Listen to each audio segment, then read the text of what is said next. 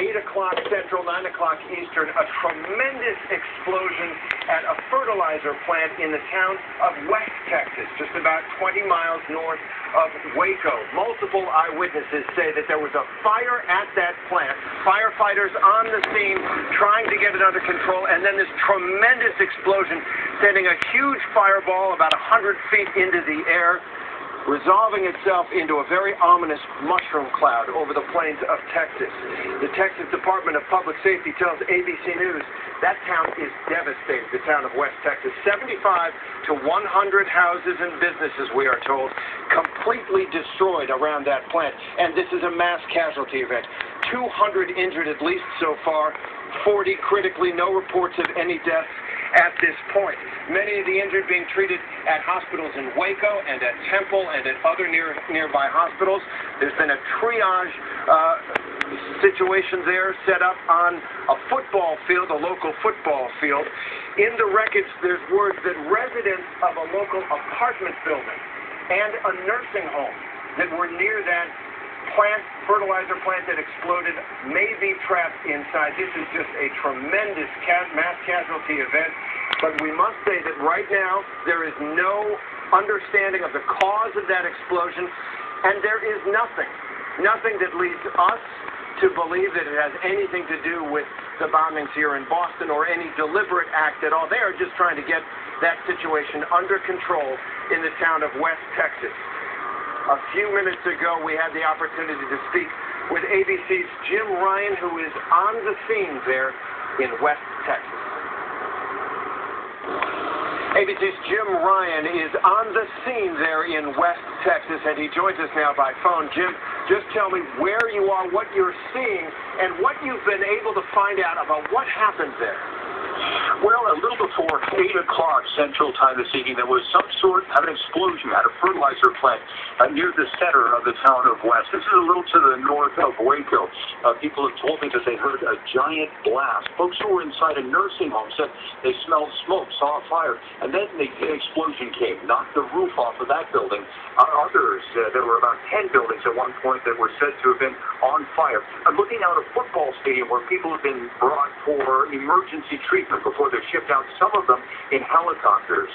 The area has been cleared as a landing zone so that more air ambulances can be brought in to get as many people out of here as possible. The command post was set up soon after the explosion, Terry, and that command post itself had to be evacuated for fear that there might be more explosions at that fertilizer plant. And, Jim, we have heard from the Department of Public Safety there in the state of Texas that there may be as many as 200 injured. What is your sense of how significant and serious a mass casualty event this is? Well, I'll put it this way. As I pulled into town, there was a woman nursing cuts to her leg. She was inside that nursing home that I told you about. A friend was loading her into her pickup truck to get her to a hospital. All the ambulances were already occupied, rushing over to this football field to take more people away. Others, I saw a pickup truck loaded with people into the back, evacuating this community as word spread that there could be more explosions. And Jim, I'm here in Boston having covered the aftermath of the bombing in the marathon. There is so much healthcare resources right here in the city within a couple of blocks that were able to respond to this catastrophe. I've been to Waco many times having covered George W. Bush, whose home in Crawford is not too far away. It's a different kind of area. It sounds as if they're mobilizing resources. Do you get the sense that they have what it takes to respond to this there?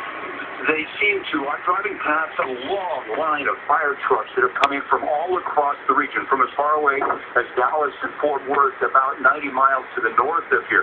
They do seem to have enough. There are some large hospitals in the town of Waco.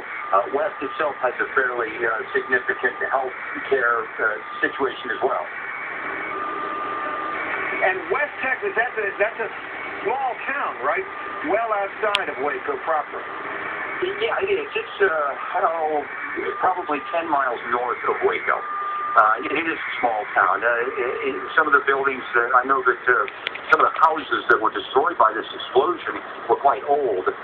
Yeah, a fairly small community, and one now that's had to deal with this kind of disaster that they haven't seen perhaps ever. And Jim, finally, we've been told that given the nature of that fertilizer plant, there is some concern about hazardous materials being dispersed into the air from this explosion and the subsequent fire. Do you have any sense about that, and are you staying safe? Sure, and I've been listening to radio traffic as hazmat crews are sent out to various areas. They'll monitor the air for any sort of contaminant, anything dangerous in the air, and then clear the scene after they discover that there haven't been more problems. And so far, the traffic that I've heard has indicated, Terry, that there haven't been any sort of hazardous releases. Am I thanking him? Thanks to ABC's Jim Ryan for that in West Texas, that eyewitness report. This town is being evacuated, and a little while ago we had the chance to speak with one of the residents. Jeanette Karlik is her name. She lives about 4.5 miles from that fertilizer plant, and I asked her just to tell us what happened. Someone had called and said that the fertilizer plant was on fire, and so my husband was at a meeting just north of the fertilizer Knights of Columbus Hall, and so I got off the phone and I called him and I said, do you know the fertilizer plant's on fire, and if so, don't go outside, don't breathe, don't do anything like that, you know. He said, yeah, we know. And so I was just about to hang up when the lights flickered a couple of times, and this boom knocked me from near my kitchen table onto it practically, where I was standing, and all the cabinet doors in my house in the kitchen opened up, you know, and it even knocked dirt out of a plant near a window. And I ran out the front door because I really thought it was a bomb or an earthquake too, because it moved the house.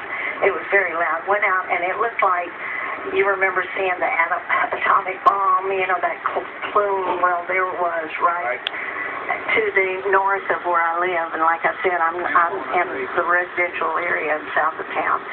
But anyway, so a little while later, my husband called and said, "Are you all right?" And he was just shaking. He said that in that hall, it had no windows.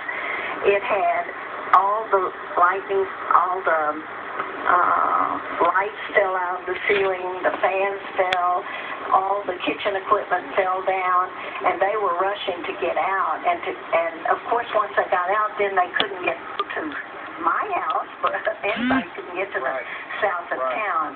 But he did manage to get home, but he had to go way around about way to get home.